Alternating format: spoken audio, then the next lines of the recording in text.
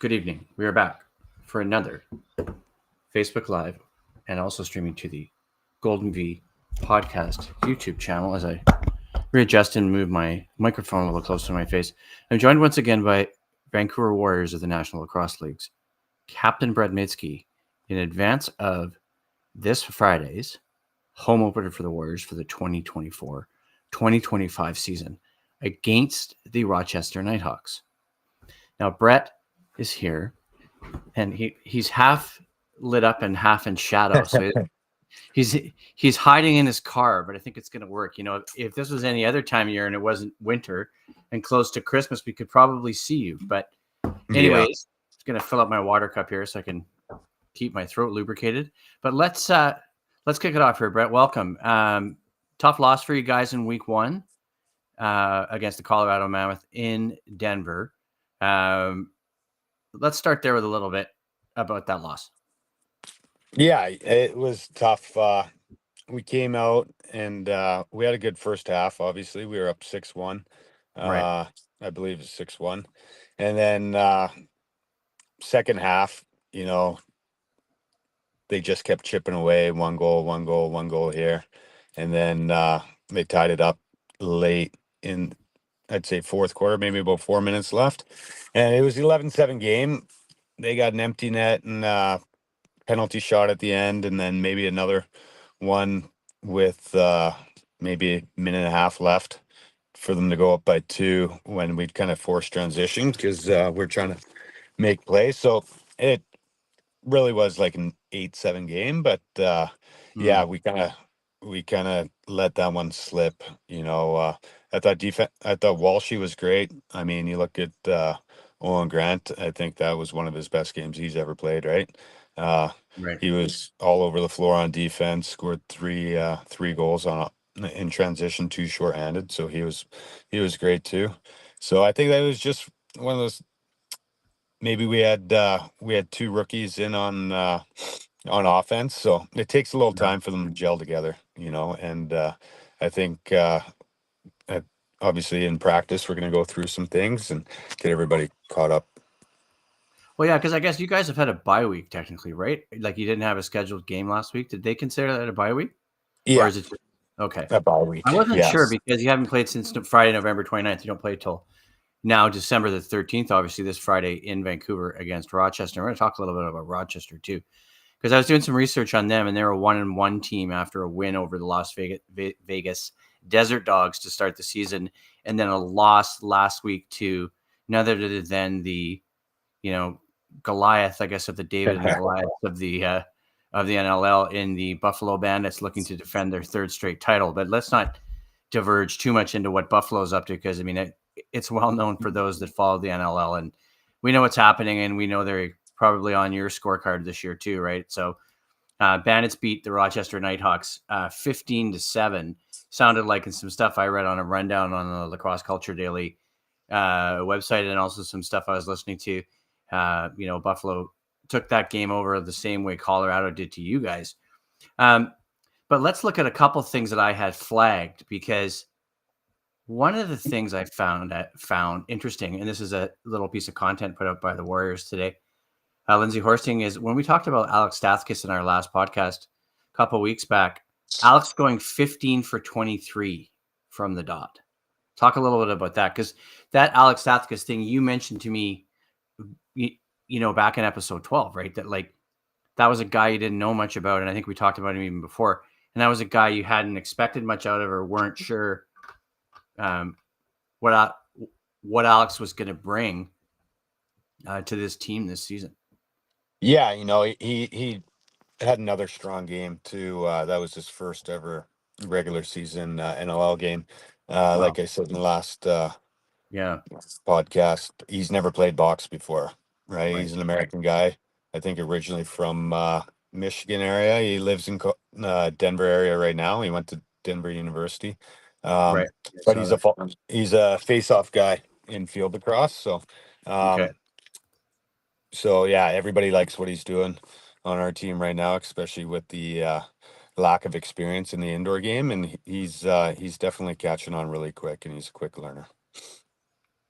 Yeah, I just thought that was interesting as I was looking back at our last interview, right? Another thing that looked really positive in this game too against the Mammoth that Lindsay had in her article against Colorado. You guys scooped up 75 loose balls to the Mammoth's 68. The defense corps has proved they are willing to sacrifice their bodies, blocking 13 shots throughout the game. So there's a lot of good things happening in that Mammoth game, right? And read social media, and I don't know if these people understand the game or the game of lacrosse, or going to some Warriors games and just see, typical another Warriors start to the season, another loss, right? There's some really positive silver linings based Absolutely. on my, time, and I'll finish up my thought here and let you talk. Based on my experience with you guys, I wasn't seeing that kind of stuff in previous, maybe articles or press releases from Lindsay. Is that as a result of Kurt, or is there just like such a commitment to this team now and its systems and the culture? Yeah, I think a little bit of that, but I think the team itself is playing better. And I mean, we lost that game. I don't know if, say we didn't get up 7-1 or 6-1 and have them come back on us, and I think we only scored one goal in the second half. Maybe if it was spread out, people wouldn't be saying that, but I think just because we kind of gave up such a big lead. But I mean, there was a lot of positives. Walshy played great. I thought our That's defense what you said, yeah. played good, right? Yeah. The kiss at the dot. It's just a little bit of timing. I think you could see the offense at times kind of. I mean, Right. Colorado does a great job of keeping everybody to the outside, and Dylan Ward's a world-class goalie himself. So we had a hard time penetrating the middle, and I think our guys know that, and we're going to learn from that game for sure. Right. Let's move on too, because we need to sit here and sort of belabor a game that's been over for almost 2 weeks. There's another week in front of you this week. Another game this week. Obviously, come home for the home opener.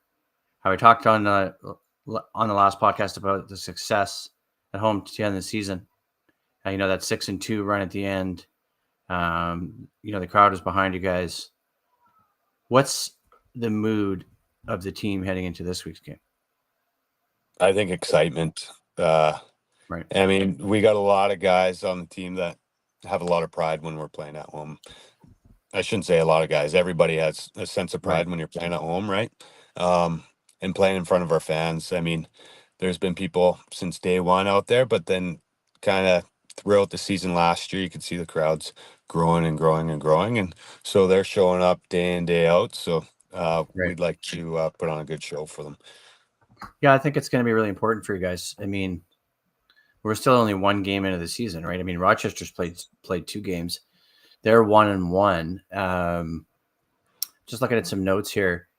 What about our goaltending for this week? I'm assuming it's going to be Aiden Walsh. Yeah. I mean, you look at how he played last game. He played exceptionally well for us. He did everything he could.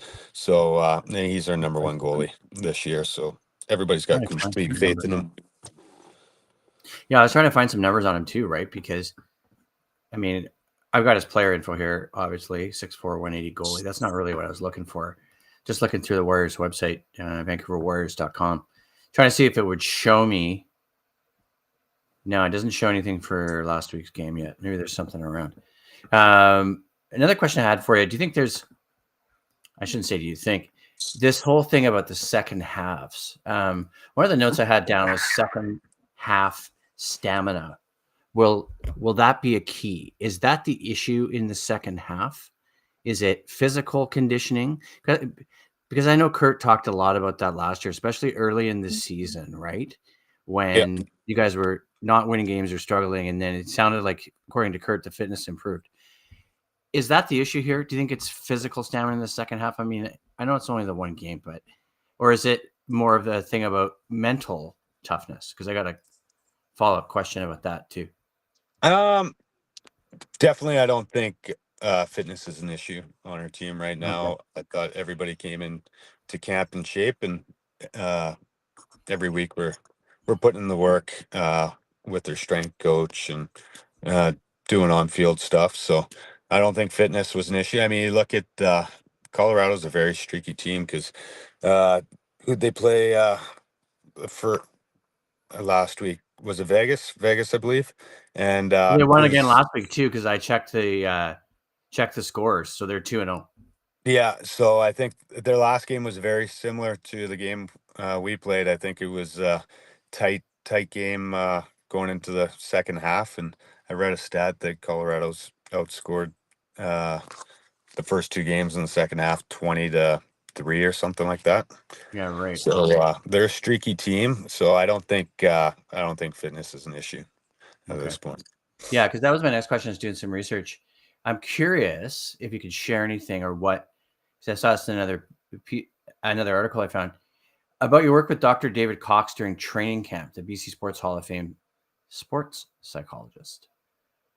What, if any, or what is the sort of work with Dr. Cox? Is that more where you guys are focusing now with the physical aspect taken care of? Yeah, I think he's worked with numerous guys. He's worked with Kurt when he was in for Coquitlam, the Coquitlam Madnax when they won the Man Cup in 2001, I believe. Oh, wow. That's a Doc long time ago. Hedges, yeah, brought him aboard, and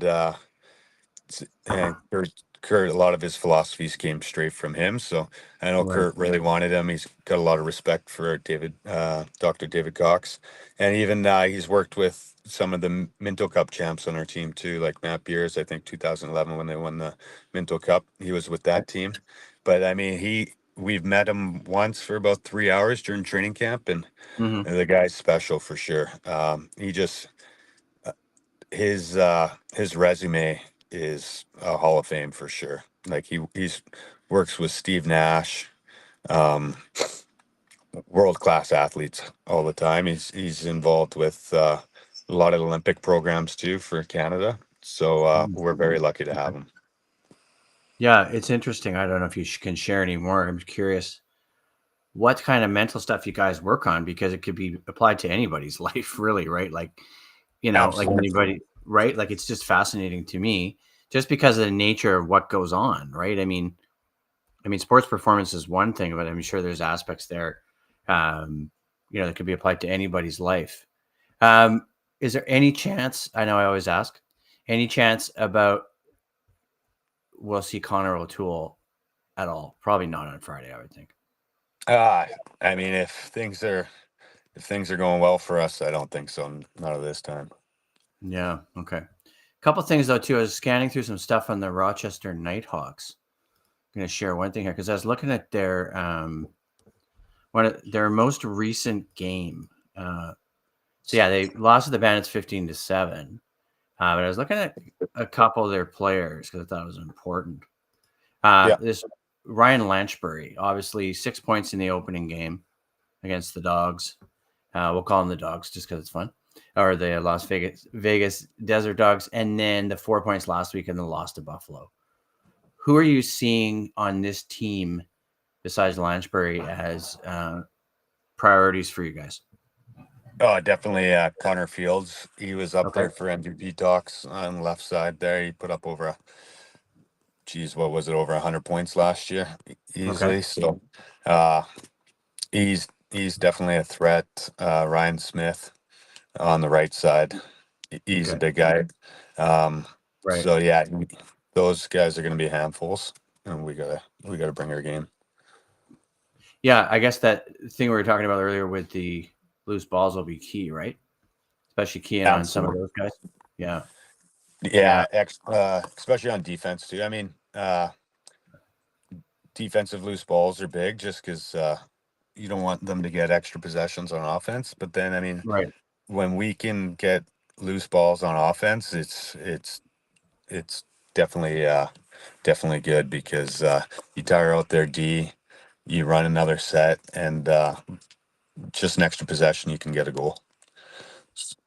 What about goaltending for them? I was just looking at Riley Hutchcraft and Kevin Orleman. Orleman looks like he only played 58 seconds this last game against Buffalo. Hutchcraft stops 47 of 62, obviously, in the loss. Hutchcraft makes double digits in saves in each of the first three quarters for stopping 9 shots in the final frame. What do we know, or what do you know, or what's the book on for you guys on Hutchcraft in goal? Get a lot of shots, get in tight, and shoot Mhm. to where you're going. Okay. Does that involve yourself and other guys on the defense too, or is that strictly on the transition game and the forward? I mean, if obviously the offensive guys, they meet and they've got a game plan, but Right. anytime I can't speak offensively, but I think we got to pepper them with shots. Get lots of. If you can outshoot a team, you've got a pretty good chance. Right. Any final thoughts before we wrap it up on this one with the home opener? No, we're just everybody's excited to finally get back to Rogers Arena.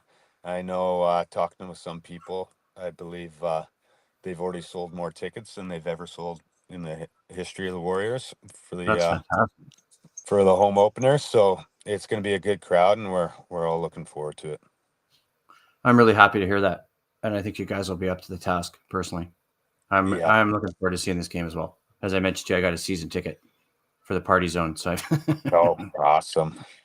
I got the cheapest ticket I could get as a season ticket just to see if I want to go to all the games this year. And then I was like, okay. And I'm like, sat in the Party Zone once for the St. Patrick's Day game and ticket and T-shirt and party or whatever it was. So Yeah, that's awesome. Yeah, it's a big one because I mean I don't think we're playing at home till probably was it January 8th January next 10th. 10th? January Yeah, 10th. so I have a game it's almost January a the month. 10th and then the 24th. And I thought it was the Seals on the 10th. Looked at my tickets and the ex-New York Riptide, right? Because it's the Ottawa Black Bears now, so they're not the New York Riptide anymore. Jeff Teat is still there though, so that's Jeff Teat's still there. Yeah. All right, Brett. Well, thanks for doing this, man. I'll see you on Friday. Take care of yourself. Awesome. I'll talk to you soon. Thank you. Have a good one.